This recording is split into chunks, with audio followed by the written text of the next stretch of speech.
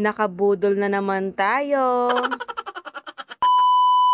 Hello mga best! It's me, your the best Mika. For today's video mga best, dahil maghapong walang power sa amin, ay maghapon din kaming gagala. Ang una nga namin pinuntahan mga best, ay pumunta muna kami sa Toyota Marilao, Bulacan. Nagpatulong kasi yung ate ni Daddy King na kunin yung sasakyan nila. Pagkatapos naman namin sa Bulacan mga best, ay dumiretso naman kami kaagad dito sa PhilHealth. Para i-update yung PhilHealth ni Daddy King mga best, kasi gagamitin ko nga sa panganganak ko. Si Daddy King na nga lang yung bumaba mga best, at naiwan na lang kami dito sa sasakyan dahil grabe ang init sa labas. Alas 12 na nga dyan mga best, at hindi pa nga tapos si Daddy King. At sakto naman mga best, magkatapat lang yung Jollibee at PhilHealth, kaya kumain na muna kami dito ng mga bata. At meron nga pala akong share sa inyo na Jollibee hack. Nabibitin kasi si Ate Yasi sa 1-piece burger steak mga best, kaya nag-iisip ako kung bibilhan ko siya ng 2-piece burger steak. Yung 2-piece burger steak kasi nila dito mga best ay 146, may drinks na yon. So yung ginawa ko mga best, nag-order na lang ako ng dalawang mix and match na burger steak with Coke float. O diba, meron ka ng dalawang rice, meron pa siyang dalawang Coke float. Tapos nagpa-order si Daddy King ng 2-piece chicken mga best. Ang in-order ko naman ay tig 1-piece chicken lang. Ang 1-piece chicken nila with drinks mga best ay 109, pero kung walang drinks ay 82 pesos lang. Tapos yung 2-piece chicken nila mga best ay 190 pesos with drinks. So yung in-order ko mga best, yung 1-piece chicken without drinks nila, yung 82 pesos lang. May sobra kasi kami isang drinks ng mga bata, kaya hindi ko na pinalagyan ng drinks nung kay Daddy King. Hindi ko na rin kailangan bumili ng extra rice dahil 40 pesos din yon. Pagkatapos nga namin kumain mga best, merong nagmumukmuk dito sa ilalim ng mesa, gumagawa ng milagro.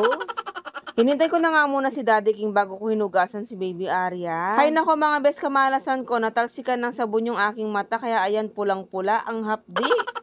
Paalis na nga lang kami ng Jollibee mga best, bigla naman lumabas si Jollibee. Sakto kasi mga best, merong birthday party. Nagbubusit nga dyan si Baby Arya mga best dahil gusto niyang puntahan si Jollibee. Siyempre hindi naman pwede mga best, hindi kami sanay mag-gate crash. So dahil maaga pa nga mga best, at 6 PM pa lang naman ang dating ng power sa amin, dumiretso naman kami sa Marquee Mall. Hindi na kami nakisiksikan sa SM Pampanga mga best dahil panigurado maraming tao ngayon. Dahil maraming barangay ang walang power ngayon mga best. Pagdating nga namin sa Marquee Mall mga best, alam nyo ba kung saan kami dumiretso? Diretso sa Kidzona. Nukoy no, sinawa keng Kidzona, chuke paking sakin, bisanong mamyalong.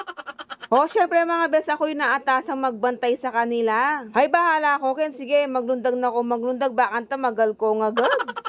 Hay, no ko mga best, bala mo may nga bulos la naman ka rin kural ba.